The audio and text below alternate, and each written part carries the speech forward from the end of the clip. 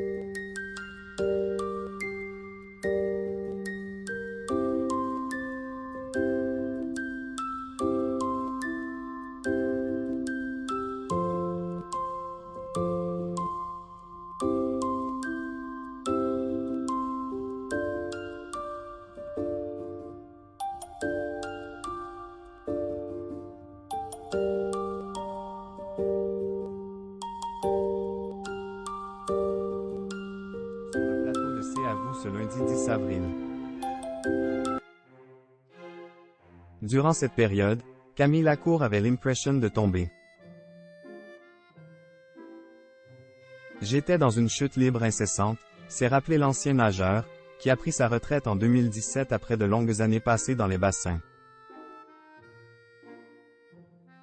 À un moment donné, je me suis dit, je vais toucher le sol, et je pourrais me relever. Tous les matins, je me disais, je n'ai toujours pas pris cet impact.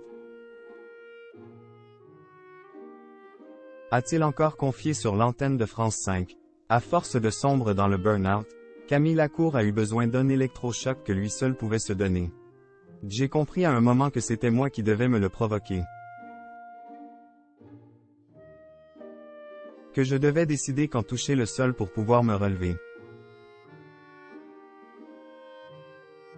La clé, pour moi, ça a été de me fixer de tout petits objectifs.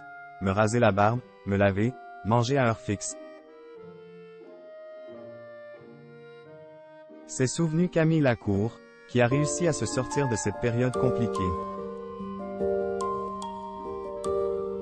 Dans les colonnes du Parisien, le père de Jazz et de Marius décrivait le burn-out comme un boomerang qui revient avec tellement d'élan qu'il nous met KO. Camille Lacour, quand c'est aussi violent. S'il a décidé de parler publiquement de sa santé mentale, c'est aussi pour lever le tabou qui entoure toujours ce sujet en France. Notamment dans le sport de haut niveau où les athlètes sont nombreux à souffrir psychologiquement. Au départ, je pensais que c'était juste une grosse déception. J'avais déjà eu des moments difficiles, mais jamais à ce point-là. Quand c'est aussi violent, Kwan remet tout en question, c'est horrible. Cela a duré quelques mois puis j'ai décidé d'essayer d'avancer, de sortir du trou, ajoutait Camille Lacour. Aujourd'hui, je sais que ce n'était pas une simple tristesse, mais à l'époque, nous ne parlions pas de ces sujets. C'est longtemps après que j'ai compris. Je n'ai mis le mot de burn-out là-dessus que bien plus tard. Grâce à son témoignage, il veut aider.